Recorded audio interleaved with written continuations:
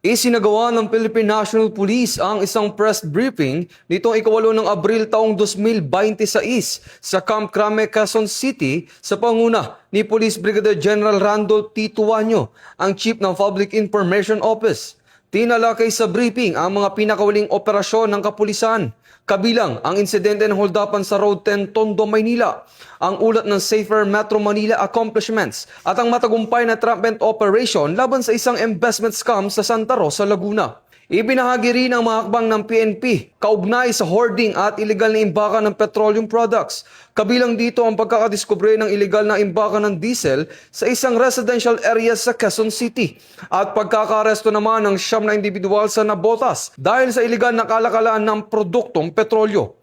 Binigyan din ng PNP ang patuloy nitong pagsunod sa focused agenda na nakatuon sa pagpapanatili ng kaayusan, pagpigil ng krimen at pagpapalakas ng tiwala ng publiko. Ito ay alinsunod sa layunin ng bagong PNP para sa bagong Pilipinas. Serbisyong mabilis, tapat at nararamdaman.